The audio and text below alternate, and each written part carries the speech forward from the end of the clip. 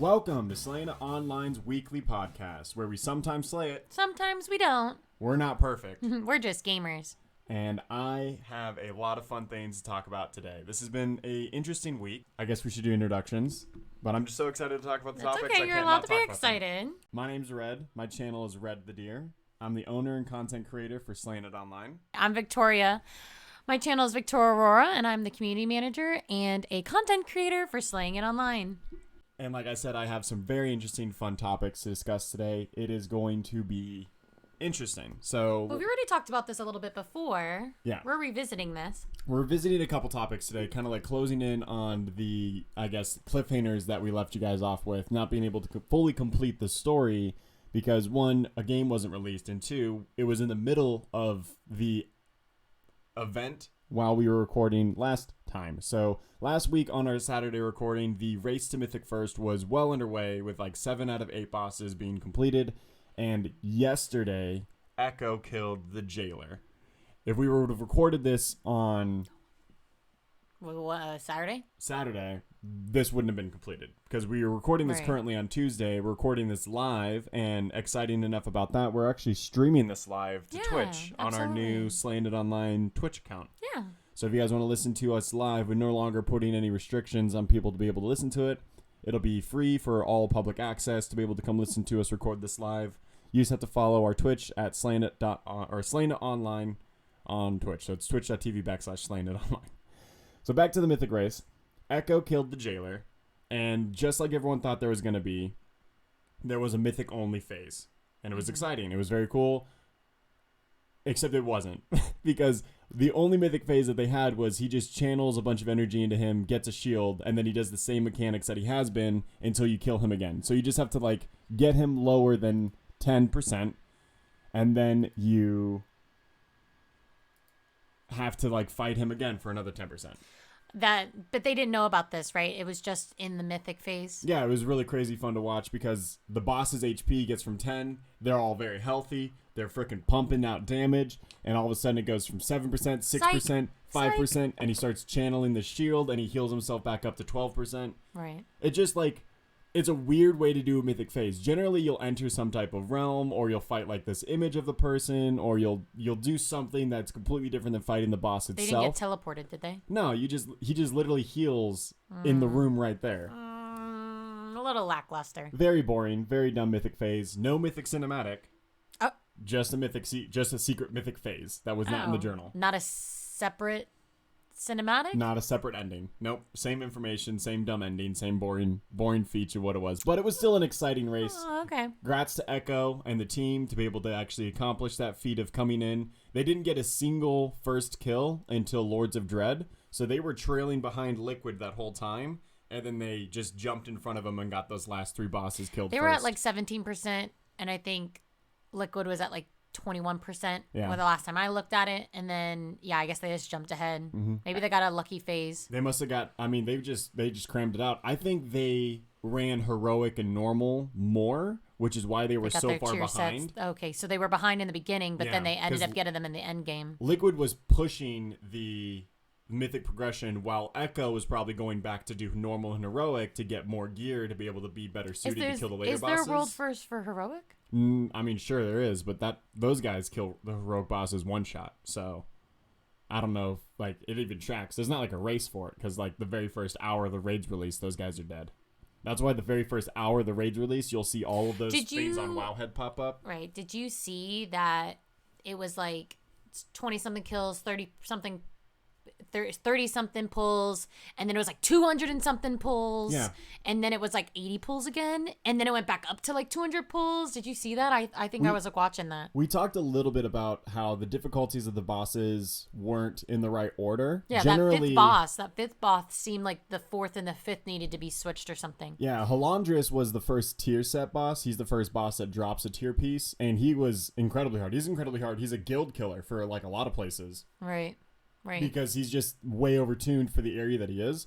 Now that the Mythic race is over, we're going to get our last balance patch in WoW, which is going to nerf and buff a lot of the classes that were either used or not used in the race, as well as nerf and buffs to any of the bosses that they deemed weren't performing properly. Whether those go all the way down to normal depends. Sometimes they just do mythic buffs and nerfs to make them a little bit more seamless, but now that we've seen how to do all the fights, those videos will come out this Tuesday, soon. so they made it before this Tuesday. It should be tomorrow. Tomorrow or today should have been the patch update. You're right, correct. So if I look at it, there might be some balance nerfs and balance patches for World of Warcraft. If it's not this week, it'll be next week when that happens. Mm-hmm.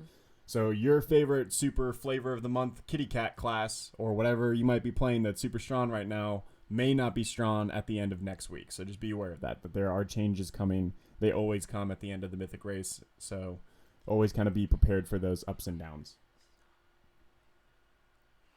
What else do we have to talk today?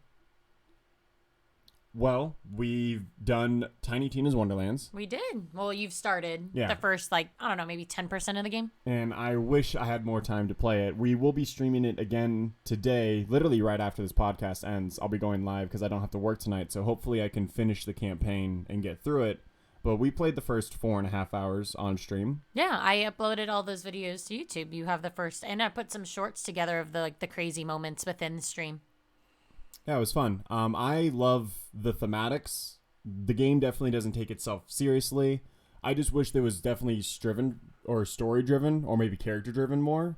The thing that made the DLC, the inspiration for this entire game, so cool was the DLC was like a way for Tiny Tina to grieve about Roland and Bloodwing's death in that game.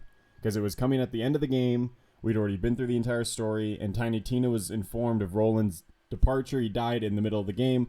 So she creates this incredible, really cool RPG-style game to play with all of her friends in a way to, bring Roland back to life and just deal with the fact that he's no longer going to be around. And it's this incredibly heart-touching story about grief and handling depression and that kind of stuff. And in Wonderlands, there's none of that. There's no character motives. It's just playing a really fun, dorky adventure game that is super, funny and now there's definitely silly. There's the avenging of, But that's in-game happening. Nothing that's happening in Wonderlands is canon. Nothing that it's an RPG. Yeah, but that's what I mean. It's that's the point of D&D though. It's canon within that universe that you're playing in that moment. Yeah, but in the overall universe of Borderlands, this won't have any effect on Tiny Tina, or at least currently it doesn't show like it has any effect. And all the characters that they've matter? That's not why you're playing the game. That's not why they made a D&D style video game. But that's what I mean.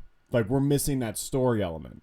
We're missing that driven factor to the whole thing. But she's giving you the story that you're playing. The whole thing is to have fun. Yeah, that they definitely made this game for the only aspect of it just being fun. Where in reality, people need more than that now. I don't think that's true. I think people need to get back to the idea of let's just do something because it's fun and silly, and I'm going to enjoy myself while I'm doing this, and creating this character has meaning to me, or this character has meaning to the way I want to express myself. Yeah, I don't know. I'm having a great time. I love these type of games. I think it's very fun. I personally am missing some of that story-driven content. I can understand that. I just feel like it's not, there's no motivation for me to continue to play it. For me to be I definitely want to continue to play and I want to continue the story and I want to go get all the weapons. But stealing? I mean, I do, but not for the same reasons of I want to avenge Roland. You know what I mean? Yeah, but this is going to establish this is almost like its own new universe within a universe we already know.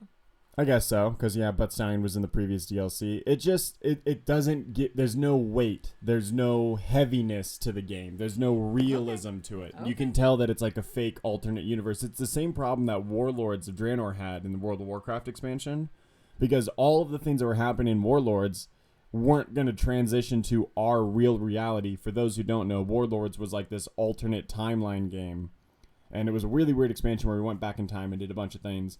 But it had no weight. It had no merit to the actual overall world that we lived in Azeroth. So a lot of people didn't give a shit about the story and said it was really dumb and boring for the same reason why this is. There's no actual heaviness. So there's hardly any motivation. There's no risk reward, I guess is what I'm saying. Gamers need that nowadays. Maybe you just fall into a category of gamers who do need it. I don't know. I think the idea of playing a game for fun and being able to play with your friends and something that's just silly and rewarding at the same time, don't you feel like the rewards are super rewarding? It can be if you have friends to play with, currently when you're playing a solo adventure like I was, you need those character motives, those heaviness, that weight to like drive you to continue to play the game. Where you go, oh wow, this moment was super cool, and then you've got no one to share it with. Like, luckily enough, I'm a streamer and I've got people in chat to be able to like, oh my god, you guys see that? That was crazy, and everyone goes, yeah, that was totally crazy. So it's like I'm playing with friends. But everyone who's currently playing the game solo, I'm sure doesn't have that. Like, those awe-inspiring moments have to happen, and they have to mean something. So the shockiness of the game, the funness of the game, the characters of the game, they're all great. The writing is incredible. It's definitely fun. I laugh all the time, but it's not an important game. It doesn't matter to the overall universe, I think. I think that's kind of the point, though. I think they wanted it to be like that.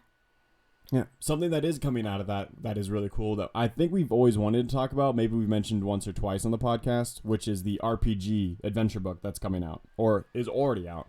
It is already out. I think it's on their website right now. You can buy the whole pack with like the dice and everything. Yeah, so they released a complete D&D style adventure book that has all the rules of Bunkers and Badass, so that way you can create your own campaign and play with your own friends and DM an own adventure that is the exact same universe as the current game itself. So I know that it's not just a meta thing. It's like they didn't just make a game about, they like made the physical RPG and then made a video game of you playing the RPG, which is really cool. I love it. I'm excited to potentially get it and do a campaign. I don't know if we'll ever be able to do something like that, but Critical Role is doing a special release video of them doing a campaign, and the voice actor for Tiny Tina is the DM. And I think that's so cool. Critical Role, always ahead of the curve, doing incredible fun things. So if you guys are interested in what that RPG book's going to be like, I mean, that'd probably be your best chance to see how the campaign plays out. And if you are a DM or a D&D player, then maybe think about getting it, because I think that's a really cool idea. And I'm excited to see what their classes are, if they're the same classes we can play in the current game, or if there's more, or if there's like a level up process. And it seems all interesting. I'm definitely, well, in most RPGs or in like D&D style games is that there's a DM allotting the amount of experience you get. So I'm sure that there's a level up process through either experience or encounters. Mm-hmm. I'm interested to see if it's a lot like Pathfinder or Starfinder? No, what's the one we were doing with the animals we were trying to... Fantasy Age? Fantasy Age, where there's like an RPG section, there's a roleplay section, like there's a roleplay phase, and then there's a combat phase. I'm interested if that's the way it's structured, or if it's more structured like D&D, where it's kind of like all fluid. Mm-hmm. I'm more interested in the weapon types and like what they want to describe the weapons as, because currently in the game everyone uses guns. You use pistol, shotgun, sniper, those type of things. No, there's a crossbow, there's a scythe. Not really. There's an axe. There are melee weapons, but it's going to be more like, I'm interested to know what their classes do with those individual weapons. Like a druid will really only use a staff or a blunt weapon, or like a paladin will use a sword. So I want to know what their classes specifically are, if there's limitations to the weapons they use. Oh, I'm sure there definitely is. I mean, you don't have anything that tells you can't equip an item because of your class in the game. I wish there would be. That'd be cool. That'd make it a little bit more interesting. But no. When you start doing that kind of stuff, you're like the only person that likes shit like that. Every other person's like, why can't I use this weapon? That's not true. World of Warcraft wouldn't work if people didn't like limitations on the gear and stuff they can equip. I think people are very pissed off about some things like that. If you are playing a paladin, you should not be allowed to use a bow. That's just not how it works. It's not class fantasy. You're not following the specific role play rules. You can take skill points in learning how to use certain ability. Like in Skyrim, you can put points into what weapon class you want to use, right? Sure, but Skyrim's not a multiplayer game. I know. Skyrim's but neither is this game. But neither is this game. This game isn't an MMO. It's an RPG. You're playing one person. I think they want to categorize it as an MMO. It's not. Because you can play with up to like 5 people online. It's a multi-person online game. Yeah. But it is not a hub. Like, your hub isn't just a bunch of other online people, right? Like, no. when you go to your... It would be really cool if they did make a hub. Like, if they really did make this more like an MMO online game. They would need servers. They would need... They probably need servers anyways. It is an online game. People have to join in with each other. And that's I'm hosting. That's not how Borderlands has ever been. There isn't a Borderlands MMO. But that's why this game feels disappointing. That is a great point, because you're right. It is it is not the Borderlands MO, but it was a fresh page where they could have wrote their own story and they could have done their own take. They could have started over. They could have. Well, I think there could have been implemented this very one-shot kind of entry level, like, this is what you do, and then now moving forward you have to recruit other people from other games, and now we have to work together, and now there's going to be like tons of us, and I think it could have been implemented in a way that it could have been an MMO. Yeah, I agree. Like, from this moment on, you could now be exposed to other people online in your what do they call it? The open world? Yeah, it's just like the overworld. Yeah, they call phase? it the overworld phase. Was like you just running around as like a little dude. Right? Why couldn't that be Club Penguin? I don't know. Why couldn't it be Club Penguin? Why couldn't that be Club Penguin? I just love rules in MMOs. I love restrictions. I love being able to, because that makes it easier to maximize. If you allow everybody to have the freedom of everything, then everybody's going to only use the same blank because that's the strongest blank. So if there's one strong sniper in the game... For min-maxers, obviously. It's not min-maxers, it's just successfulness. Because but I don't think that's how I play. I play based off how I like the gun to shoot, how I think the gun looks. I like putting on gear that looks good. I don't care about stats. Yeah, but you don't ever play the end game. You don't ever play what ultimate... What kind of end game is they going to have be ultimate this true. game? They always have the true ultimate true Vault Hunter mode. That's not for everyone. But that's what people who play the game Are they making the game for them? Obviously, those are the only people that consistently play the game. Otherwise, everyone plays the game for. But there's not a battle pass. If once you purchase, there's a season pass. There's going to be DLCs that come out. They're making the game to be a long-term game, just like Destiny. But it's more. There is grinding. There's going to go kill this boss 100 times to get the specific loot that drops. But that specific loot that drops is good for everybody, versus being only good for sirens. Like, I wish that there was more restrictions on the items and things that you could use. I think the percentage of people who play video games don't like that. I guess so. I mean, I don't know. I guess I don't talk to a lot of gamers, but most of the time people like those restrictions. The reason why Diablo, Overwatch, all those games are important is because you're playing a very specific role with a very specific set of abilities, and that's very satisfying because you but can Diablo, be Lucio. only things that drop for you drop for you. If they don't drop for you, you don't get to pick them up. Yeah, you can. I pick up shit that I can't use all the time. You just sell them? Yeah, absolutely. Huh. That's all that matters. Because then you just use it for a resource, and then you actually that resource becomes important. I don't think that would be hard for them to implement, so maybe they would think about maybe changing that, but I don't know how they do that in a game that's released on a disc. Yeah, I don't know either. But there are updates coming to the Wonderlands game. If you have already completed the campaign and you don't know what to do, I think there's a harder difficulty to play. You finished the entire campaign? No, I've not even gotten close. Okay, right. I thought you only did like 10%. But they did say that there's at least 4 expansions coming out this year. Already planned. That's why we bought the season pass. The season pass. Yeah. So if you want to go buy the season pass, I know like cancel culture is all over pre-purchase right now for some reason. Apparently, like, every single person on Twitter is all about canceling pre-purchasing and pre-registering game. Yeah, all games. What? Why? For what reason? I don't know. Like, the Diablo Mortal just had this announcement. Because Diablo Mortal's the phone game that's coming out. Not 4. The specific 3, Diablo 3 remastered for your phone. No, it's not remastered. It's a completely new game. It is a new complete open game for Diablo that's going to have its own story that's going to be related to Diablo 4. It's like the in-between between Diablo 3 and Diablo 4, but it's only going to be on your phone.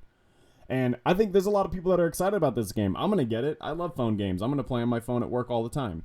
But they did this incentive to where if they get 30 million people to pre-register for this free-to-play game, they'll release a cosmetic for everybody that pre-registers.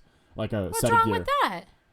It's like people this big are deal. pissed about it? Yeah, they're like, you guys aren't getting enough hype for this game, so you're selling fake numbers, and fuck you for just releasing a cosmetic, and blah, blah, blah, blah, blah. I mean, Kickstarter's that is literally how Kickstarter started. Yeah. Was based off pre-ordering the game so that we can fund the game. And it's a free fucking game. Yeah, it is a free game. It's good marketing. There's probably a whole marketing. It's great for the shareholders, too, because they get to see, like, oh, great, there's actually hype behind this game that's getting released in, like, a month or two.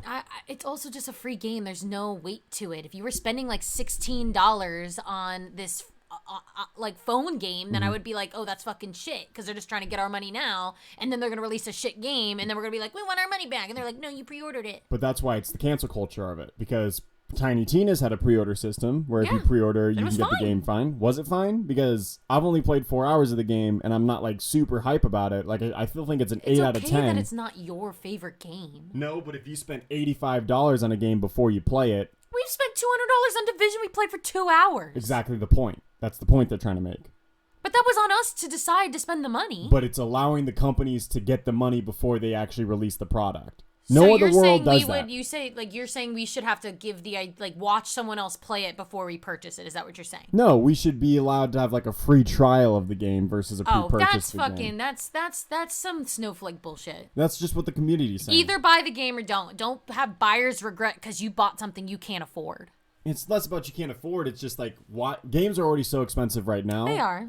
So when you buy a game and then you fucking hate the game, you should be able to return it like Steam. Yeah, but Steam only lets you play for 2 hours. I would have been out of the return window for the Borderlands purchase. True. Also true. And the first 2 hours of a game, shit, you're going to have a 35-minute tutorial with cinematics and shit. So now you've got an hour and a half to decide if you like the game. And then you're pressuring yourself to decide if you like the game within that hour and a half, if it's worth it to return it for $80. And then you go, well, am I ever going to play this again? Like, I know that Elden Ring had a huge backlash on that because Elden Ring is Dark Souls, and Dark Souls is the hardest game ever made. And Elden Ring, it's purposefully hard. Yeah, it's designed to be extremely challenging. It's stupid hard for a reason. Yeah, it's the Mythic Race world first boss race, but it's only extremely difficult. But that's how it is for everyone. Yeah, there is no easy mode. No. Yeah. And people were very upset that they spent $85. People like that. A lot of people like that. I don't like that. I don't like that, but I don't buy games that are like that. But I know I don't like that. Other people are going, oh, this game is super hype and looks very pretty. Let me buy this game. Why is it so hard? And then they can't beat the first boss, and they die 50 times in the first 10 minutes of the game. Even Auntie said he had like 2 hours on a boss. Yeah, and they go, well, I fucking hate this game. And then they just spent $95 on it because Elden Ring was like $100. That sucks. So a lot of these people are getting really pissed off that they're like not being able to try games. Maybe you should do your research before. Research. Purchasing. A lot of the time you don't want spoilers. A lot of the time you're trying to avoid shit. I agree, but don't blame free market. I mean, I guess so. But we live in a place where free market exists. No, we live in a world that we've let game developers get paid before the game gets released. No other company. That is true. That is true. Kickstarter world, I guess, kind of like lives with that. But that's an investment. That's labeled differently. We're basically investing into a game that's already been greenlit to be made. Right. And then we won't have the opportunity to get our investment back at all. Like, we're just paying for a product before it gets released. That's like...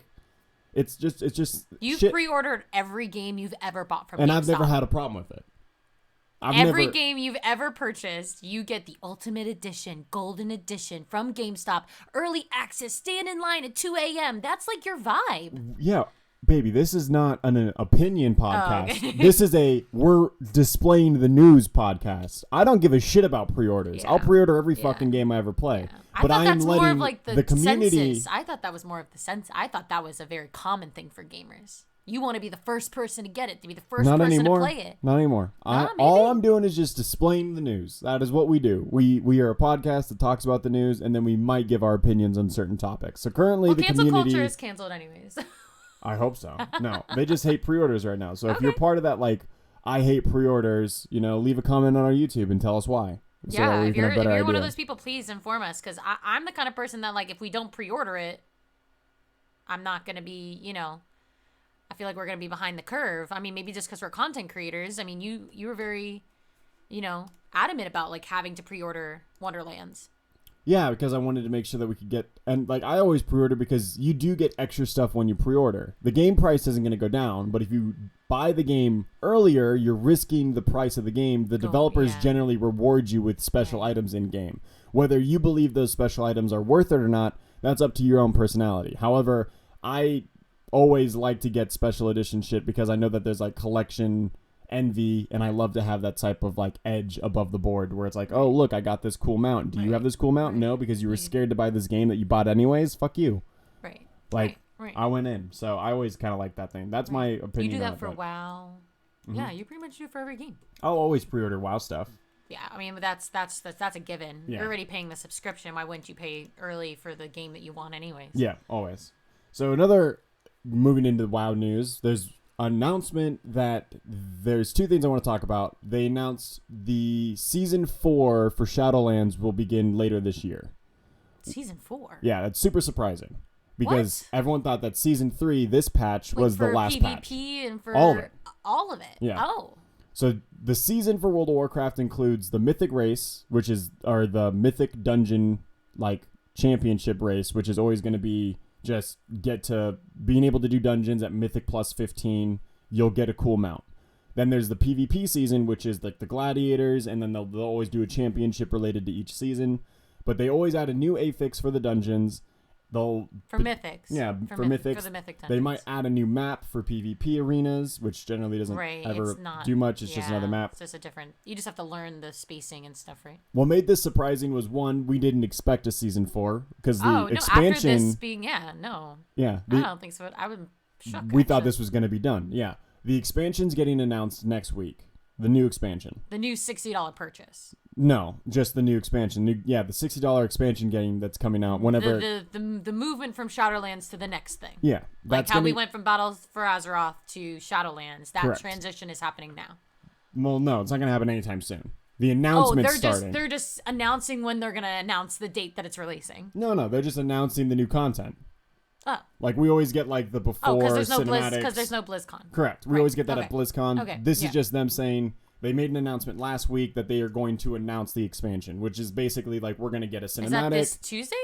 I don't know when that is. It was the 14th, I think. Oh, April? Yeah. So, okay. 2 weeks from now. Yeah, we got a little time. We'll talk about it again going forward. We'll keep you guys up to date on it. Sure. But we'll probably get a cinematic. We'll probably get all of the features that they plan on making that expansion specific features, like the Covenant campaign for Shadowlands. Right. Any other information like Renown was when a special PTR one. will be available? Maybe. I don't know. Maybe. I doubt it.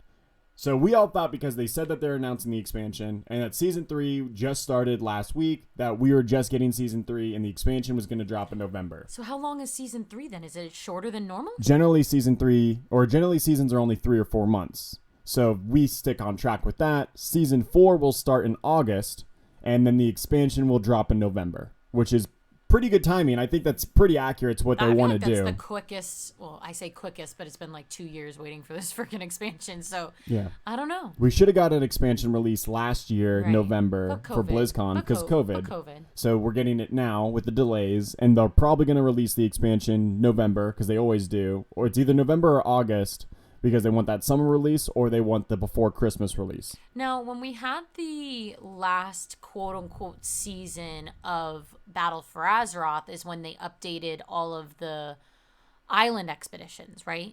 Well, they always do some type of changes to the zone to kind of help everyone finish off everything they want of Shadowlands. So reputations will become easier. Right. What makes... Going back to the Season 4 announcement, what makes it even more interesting, besides it just existing, is they said that there's going to be an update to the raid system, and they're going to make all the raids in Shadowlands matter. So, they're going to make Nathria have a different phase, and they're going to be harder bosses. Oh, we didn't go back to Jaina. No, we've never done this. This is totally new. Right, this is so new, yeah. So Nathria is going to be completely updated and drop modern gear and have harder fights. Give you a reason Sanctum to go of Domination is going to be harder with harder fights. It's kind of like the Destiny style. Destiny always makes their raids. They revamp the old stuff to make it relevant now. They make them a little more difficult. They tune up the health, but they'll also make it drop relevant gear. So I'm interested to see how they do that. That makes no sense lore-wise, though. It doesn't matter about canon. Okay. This isn't about canon. The seasons aren't canon.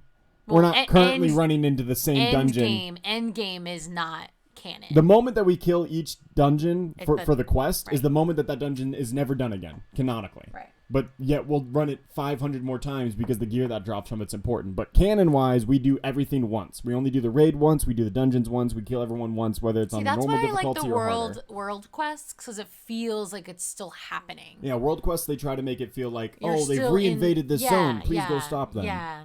But technically, those are also done after we canonically beat that area. True. That's the only thing about MMOs that really kind of irk me, is that it never feels why we're here, you know? Yeah, they never can keep it up to date. The grinding doesn't feel great. Yeah. The other announcement they made with it was that they're going to increase the Mythic dungeon pool, which everyone goes, oh, that's really cool, because they tested out the Legion Mythic Plus dungeons. So the time-walking mythics. Yeah, they might bring in Legion dungeons, but they also said that there's going to be a player vote to bring in 2 Warlords of Draenor dungeons for Mythic Plus, because that's where Mythic Plus started, was WoD. I feel like you should be able to get a key for any dungeon. If it's not canon. It's scalable though. They have to make it scale for the Mythic Plus system. They don't just have like a button for an that? algorithm. Yeah, there's not just a make this dungeon Mythic Plus button. Right. Yeah, no, it's all code. It's all code. Someone's got to go in and rewrite the code for that dungeon entirely. It's probably a fucking nightmare, but that's why they're going to only do 2. So the Mythic Plus pool is going to increase. Then on top of that, we're getting 2 Mythic dungeons from Draenor. So I don't know if that is the Mythic pool increasing or if they're going to bring in all the Legion dungeons and then also the Mythic Plus 2 from the Warlords of Draenor expansion. Which 2 would you want? If I got to choose, I love Grimrail. Right. But it's a very hard dungeon. It's big. It's not big. It's short. That's why I like it so much. Oh, it's short? It's only like 7 pulls of trash. And then there's like hard. 3 bosses. But they're hard. But they're very hard mechanics. So I don't know if it would do well in Mythic Plus because it was tough. But that's the point of Mythic Plus, is to be like harder than a normal dungeon. Mythic Plus is great. And it's difficult because the mechanics that are added with the affixes already make it tough. You don't want to take a very tough dungeon baseline and then add those affixes on top of it. It makes it ridiculously difficult. So my 2 favorite dungeons from Warlords is Shadowmoon Valley Clan, whichever one that one's called. I forget, where you defeat Ner'zhul, and the Grimrail Depot. Would I want either of those in the Mythic Plus pool? Wait, have they already? Probably not. Have they already added Panda to the Mythic? No, Pandaria didn't have Mythic dungeons. Couldn't they? Oh, I see. So they Mythic, couldn't they couldn't had just make challenge mode dungeons, which was just complete this dungeon in a timed matter. But wasn't Warlords before? Warlords Panda? was after Pandaria. Oh. The expansion list goes Vanilla, Burning Crusade, Wrath of the Lich King, Cataclysm, Pandaria, Warlords of Draenor, Legion, BFA, Shadowlands. Oh, see, I guess maybe because like Warlords always makes me think it's before Panda, because Sargeras. But I guess you're going back in time. Yeah, you go back in time because Garrosh escapes from Pandaria. Okay, that like throws me off. Yeah, Garrosh uses a bronze dragon and fucks up the timeline, and then you go to Fake Land. Got it. No, so I don't know if I'd like those dungeons in the Mythic Plus pool. I'm going to be interested to see what the community wants, and I'm probably going to go off of what they said because I also like. You said they're going to vote. Yeah, I think to have it, or which ones we're going to have. Which ones we're going to have. Oh, okay, so they are going to have 2. Yes, I believe the 2 that I would want the most for Mythic Plus pool would be Auchendown, because that's such a fun dungeon. There's 5 bosses. Right. It's the trash is like very, very easy, and the boss mechanics are simple enough. So quaking wouldn't make it terrible. Yeah, a lot of the affixes wouldn't destroy the run, and I don't know. Grimrail Depot would be really, really fun and challenging. Those 3 boss like dungeons are always crazy difficult, but I don't know. Do you think they're gonna come up with new mythic affixes? Yeah, they did say that there was going to be a new affix for the season. So do you have a theory? No.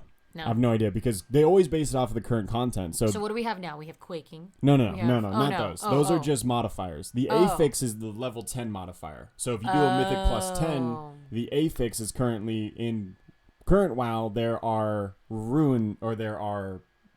like Eternal One modulators that are randomly everywhere, and they're always in groups. And the last one you kill in that group gives your team a buff. That's it. That's the whole affix. So it's like there'll be like a haste, damage boost, health boost, healing boost, and depending on where they are in the dungeon, you might want any one of those buffs. So you just kill all 3 of them, and then you kill the last one, and then you'll get distracting? Is it like you do it strategically to get that buff? Yeah, before a specific boss. Oh, okay. Like if there's a boss that has a huge healing mechanic, you'll want the healing boost or like one. a movement speed one. You'll want the healing movement speed. So it's like it's pretty good. You can kind of like strategize on which ones you want. But they're not going to be new mods that correlate to the new dungeons. Don't you think that would be cool? I don't know. I don't know how they're going to do it. I believe that they can tie in canonically the us going back in time to do these old dungeons with the bronze dragons with the expansion of the dragons expansion coming out. Where Chromie goes, everyone, we need your help back in Shadowlands, or out of Shadowlands back on Azeroth, because the timeline's completely fucked up, and Norzdamu's gone completely infinite, and the infinite dragons are attacking everywhere. That's the issue with and then we go, having time travel. You can start just doing whatever the fuck you want, because you're like, oh, time travel's the answer. All of the mythic affixes could be around the infinite dragons, infiltrating these dungeons, I do like a lot of those and dragon I think that'd be tiers, very, though. very cool. Those dragon dungeons. Why do I feel like we were just doing those for fun? Which ones? The dungeons for the mounts, I guess. Yeah. Those were just for fun. Like, I mean, there's a lot of dungeons that drop mounts. No. I meant like the dragon expansion specifically. Oh, like Cataclysm? Yeah. Yeah, I mean, if you go back and do all the achievements in a specific expansion, you'll get the mount that's rewarded at the end. And almost always it's been a dragon, but as of late, it I just hasn't meant been. like doing the older expansion dungeons because I didn't play during them. No. I mean, it would be fun for people who have never done them to do the harder versions of them. Yeah. And I think it would be good for nostalgia for those who did play during those times. That's what time walking is supposed to be. Yeah, but time walkings aren't difficult. They're supposed to be. I mean, we're all scaled, but the problem is we are scaled down, but the mechanics are still bullied through because we've got like legendaries and everything else that just break the mechanics. And most people know what they're doing. It's funny when you go in with a tank that's never done the dungeon and you're like, yeah, you're like, this guy obviously has no idea. Where are we going? It's pretty good. Yeah, so I don't know what the new affix would be. I hope it would have something to do with the canon of the expansion release, and I really do hope that we get underway. But this should be 9.2.5, which is going to be the pre-expansion to the next one. It'll wrap up all the Sylvanas content. Will it transition us to the next thing though? Like kind of how Legion had that lead up? They always do like some type of world change to where, oh my god, this is happening, go stop it. We're and gonna it drops. go to the dragons. We're going to Old Deer. Hopefully, we'll see. And then we'll get gear that's relevant enough to be good enough to when you start the expansion, you're not getting one shot by shit. Right. But it'll only be available during the pre-expansion, which is always exciting. I love the pre-expansion time because it's like it's such a small window to collect all of these really cool toys or gear sets or collectible things. It's that small amount of time that you have to be like, I only played during this time, so I have this cool thing because I played during that time. Like you have all of the Legion stuff for the pre-expansion to Legion because you just started at That's literally when I the started the tail end game. of That's Warlords when I of Draenor. started. So do you want to talk about the new expansion or do you want to leave that for a different? I mean, we could speculate about it all day, but it honestly could be fake. Like, they could just be all like, oh, yeah, by the way, the new expansion is like, you know, Sylvanas is evil. Rebuilding and we have to stop Azeroth. her. No, yeah. I would love like a rebuilding Azeroth, like going back. Because I think there's times in the expansions where like we kind of just leave things in ruin. Don't you think? Yeah, I mean, I don't know. After I hope there's a time skip. Like, everyone's kind of hoping jump forward in time, that we exit Shadowlands and we're like, oh, fuck, we've been in Shadowlands for this long, and time was different. Time was different in Shadowlands. Okay, that'd be so cool. when we go back to Azeroth, it's like 100 years later, and like the entire world has changed. That'd be kind of cool. They could totally do that, or I don't know. We'll see how this next expansion or this PTR plays out because the PTR is currently getting updated with 9.2.5 stuff. Right. So if you are trying to avoid spoilers, don't go on Wowhead because they're literally posting all of the dialogues. There's like, I'm not going to say anything here, but there's some characters that are coming to the Shadowlands that are going to talk to us about some things. There's a lot of changes to the Sylvanas storyline, and we're going back to certain areas in Azeroth to be able to relieve these conflicts that have started. We've already released some of that information on that's on the PTR, and they're already data mining all of that. Data mining, okay. All right, so the other news that I wanted to talk about, the second announcement that they just did was they released a pool to all of the classic World of Warcraft players. They sent an email to their accounts. I got one that said, hey, if we did a Wrath of the Lich King classic server, would you be interested, semi-interested, not interested, or very interested? And would it be separate from this, or would they? Every time they've done those pools, they've done that expansion because it got enough feedback. What was the first one that they did? They did a classic. Hey, if we did a classic server, would you be happy? Right. Hey, if we did a Burning Crusade server, would you be happy? Right. Now they're going to do a Wrath one. So we've all knew that Wrath of the Lich King Classic was on the way. It's like everyone's favorite, right? Yeah, I think that'll be the highest played Classic server. Well, how was it during Classic versus how they changed it eventually? Because I know it's one of the biggest changed. Yeah, they like changed everything in that. That was the problem that they had with the original Classic server, which is which patch do they have it be a part of balancing wise? Because you're right, there was 5 separate balance patches that went through that made Boomkins one-shot people, and then the next patch they didn't. And Death Knights were strong at the beginning, but they were garbage at the end. Right. So it's like they have to figure out what patch they do with the balancing. They could just release it the way that they did the most recent Season of Mastery, which is they balance the game itself for right now standards, so they don't choose any balance patch that was released in Wrath of the Lich King. But they keep all the mechanics. Yeah, instead they go through, they test it, they go, Death Knights are really strong. They'll change it. Boomkins aren't strong. They'll change it, and it won't be any patch specifically to that, but it'll be a completely brand new balance patch. Hand-picked all of the good parts. Yeah. But see, their idea of the good parts and what the community thinks is the good parts. I think it'd be fine to do some balancing. I think it would be good for the gameplay to make it neutrally balanced. People wouldn't all just be playing Death Knights. And Wrath is great. Wrath is a very, very fun expansion. But isn't that when they released the Raid Finder though? So isn't that what really ruined it? Or they didn't release Raid Finder, they released Group Finder for dungeons. You didn't have to run to dungeons anymore. You could just queue for them. So do you think they're gonna that'll be in the game. Okay. There's the reason why they released the Group Finder is because there was 35 dungeons in Wrath of the Lich King. Oh wow. It is the most dungeons in any expansion ever. And every expansion, every patch, they released 3 or 4 more. So it initially launched, I think, with 14. And then by the end of the expansion, there was 30-something. Wow. Yeah, it was crazy. It was great. They've never done that system again. They've never released dungeons. We've maybe had 4 or 5 per X pack. Yeah, we generally release with upwards to 10. And then we might end an expansion with 12 or 13. We might get 3 extra dungeons. Shadowlands, I felt like there was 8. And then we got 2 more. Yeah, that was it. We only got 10. Yeah, it was bullshit. It's bad. I mean, they were good though. I wish I really like the dungeons. I really like the dungeons. And Shadowlands has good dungeons. So they do. I mean, Legion had pretty good ones too, but they were I don't know. I wish that they would there were some release dungeons that are current to the content every time. We should have had a Sanctum of Domination dungeon when Korthia was released. Or have a finishing dungeon for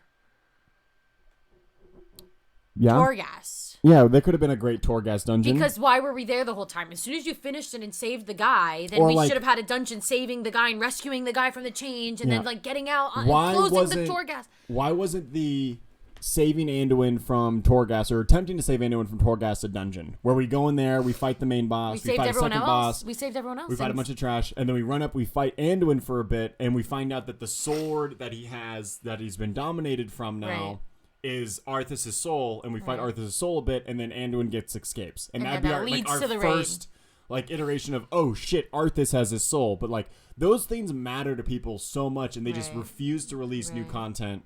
And yeah, you could have a treasure island that they always do now for the patches, where you go there, you collect treasures, you kill rares, you get collectibles, and then eventually you get enough gear. But there's some catch-up mechanic. Like 4 or 5 Torghast raids. Yep, they could have. Little mini raids or little mini dungeons. They didn't even need to be super long dungeons. Could have been dungeons. But going to get Jaina, that was just a quest. Yep. Going to get Bane, just a quest. Yeah, those I feel could like have that's a been missed dungeons. opportunity. It feels bad, so I wish that they would release better dungeons or new dungeons with each patch, and I hope that they do get back to that system eventually. But that's why Wrath was so good. So we can expect Wrath of the Lich King Classic on the horizon. If you got that email, check your email. If you've not played Classic in a while, you might have gotten one, but respond to it and be honest. Yeah, let them know what you want. If you don't want to play Wrath of the Lich King Classic, let them know. And if they do want to play it, then definitely let them know that too, and they'll maybe make it. But we should be expecting that within a year or so. Generally, that'll probably be released in January, I'm guessing. That's my solid guess for expansion release, or expansion numero Dragons released in November, Wrath of the Lich King Classic released in January. 2 months away, right after the raid's kind of stealing out. Right. All right. The last little bit that we want to talk about is there's a big new game coming out this week. I believe it comes out on Friday, and you guys have definitely all seen advertisement for it because their publicity team is top notch. It is the Lego Star Wars Saga. It is all complete saga. Complete saga. It is all 9 movies, largest open world Lego game they've ever made, with a complete RPG element that'll blow your mind. You guys get to level up characters in this. You guys get to get talents and different abilities, and if you play a specific, if you play a Jedi, it's like Battlefront but for Lego. It seems so cool. Yeah, we'll be streaming it, or I'll be streaming it once it comes out. Is it gonna be on Game Pass? It might be on Game Pass. If not, I'll have to purchase it, but either way, it'll be a great game to play. It's got the couch co-op, so if you can play with a wife or your kids, it's such a fun game. I love the Lego games. Lego has one of the best split screens I think I've ever encountered in quote unquote the late 2010s. tens. Yeah, it's just been fun, and they have such a good puzzle system, and it's just so it's like very Banjo-Kazooie, very Fable, very platformer. Use this person to open this door, and sometimes I get stuck. Portal kind of vibes. Yeah. It's not easy stuff. Like I get into a point where I'm all like, I have no idea how to fucking progress this door. Like this door is impossible to open. Yeah, the Harry Potter one, I think it's like you have to eventually like come back again once you've unlocked new characters too. So there's always a really big replayability in those Lego games, which I think is really cool because you could start off with one of the like original trilogy characters and then eventually transition to one of the new trilogy characters and then go back to those times with like Rey's new power of like moving rocks or some shit. Like, I'm excited for it. I can't wait to see what the RPG elements are. I can't wait to get talents and level up my specific type of character that I like to play. Right. I can't wait to go back through all 9 movies and find out, like... Did we play the one with Luke and Anakin? I mean, I've always played them. I don't think we played those. We did the Batman one together. We did all the Batman ones. And the Pirates of the Caribbean ones. And the Harry Potter ones. Yeah, we're big Lego fans. I just love games that are split screen, and you don't really get split screen games anymore. Anytime we can get... Honestly, I really wish Wonderlands split screen was a little better, but... Yeah, you couldn't handle it. You, stopped. It was making my eyes hurt. Yeah, we were playing on the big 4K TV. And maybe that was what it was. And, she couldn't... we'll give it another go, but, she I was also tired, and, she's just I don't want to play this anymore. I'll watch you play. I'm like, oh, okay, I'm sorry. We didn't really get that far into it, but we'll try split screen again later. I knew that we were going to talk about us doing our playthrough, but we've been so busy this past weekend. Oh my God, have we been busy? Yeah, it was my dad's birthday. The in-laws came in town. We played a round of golf. I had no time to be able to stream this weekend. That's why we didn't do the pod. Oh, hello. Oop, Shut up, phone. That's why we didn't stream or we didn't do the podcast on Saturday, guys. Because we had some family in town, but we will still have it live on YouTube on Wednesday, and I think this is a fair compromise. I would be okay with doing this on Tuesdays as long as we kind of figure out your schedule for streaming. No, we'll still record them on Saturdays probably. It's just the time that we have the most of because we still have to go to work at some point today. So if we're ever late on a Tuesday, we can't squeeze in an hour here and there for panicking. This Saturday we've got stuff going on too. It's the baby shower this weekend. Yeah, I know, but we'll figure it out. We'll always find time. And if you guys want to keep up with our schedule, the ever-changing things getting postponed, things getting pushed to different days, you'll have to join the Gilded. Links will be in the description below. You want to talk about stream for a little bit? Yeah. There is some other new announcements for us for Sleighingit.Online for stream. So a couple of us have discovered a new streaming platform, and that is Trovo. It's a European-based platform, but it's basically Mixer's clone protege. Protege. Yeah, that's a better way of saying it. It's coming in the wake of Mixer being gone for a year and a half, but it has a very similar style to Mixer. It's got spells that you get mana for by watching people, and then you can cast spells much the exact same way Mixer had stickers, and you could just post stickers on people to give them resources. The subscriptions are different priced though, and there's only $2 for subscriptions. It's a very unsaturated market for English-speaking content creators, which makes us very interested in it. So if you guys want to be able to see us, sometimes we'll be streaming to Trovo, sometimes we're multi-streaming. Go check out Trovo, make an account, and then follow all 3 of our streams. We just made them the other day, so that's going to be Panda Coughlin, Victoria Aura, Red the Deer, and then our newest content creator, Kratos Fire, will eventually have an account on Trovo as well. So we're still trying to boost him up right now on his YouTube for next month. Exactly, which leads into we did make the announcement that he was a content creator the other day. Last week, he streams late at night at 1:40 in the morning. So if you are a night owl or you work nights and you find time on your breaks to be able to look for some content on Twitch, please go check him out. He has his own page on the Gilded, and he will be streaming Eastern-based games as well as maybe anime-style stuff. Right. He loves Dead by Daylight, so if you like that type of content, go give him a follow. Again, that's Kratos Fire. Links will be in the description below. Absolutely. And on our website, I actually updated the whole Sleighingit.Online website. Nice. Has the podcast now on there, has all of our content creators on there, has applications for those that are interested in maybe joining, has hubs for affiliate links, all that kind of stuff. Yeah, so definitely go check out Sleighingit.Online. And last little plug, I guess, before we wrap things up here, is, 2 things. I did want to bring back up the point that we are recording all of our podcasts live now, and they're going to be broadcast to Twitch via the Sleighingit.Online channel. But they also may be broadcasted to Trovo occasionally. We might do a Twitch on one day, or Trovo on a different day. So keep us posted. We'll definitely post where we're streaming it on the Gilded, so you can follow that. But if you want to listen to these podcasts recorded live, please join us on our Twitch channel. We're doing it literally right now, and it's been fun. I mean, I'm happy recording. We got people in chat. They're saying hi. We're not responding because we're trying to do a podcast recording, but we'll be able to talk to them afterwards. Yeah, we'll have an after podcast moment after we're done recording. And a before podcast moment. Yeah. And if there's any moments that, like, something happens that's Please silly, clip it. like Please clip it. like our phone going off, that might get edited in the final version of the podcast, but you guys will be able to hear live recorded now. Absolutely. Or we'll leave it because it's funny. I don't know.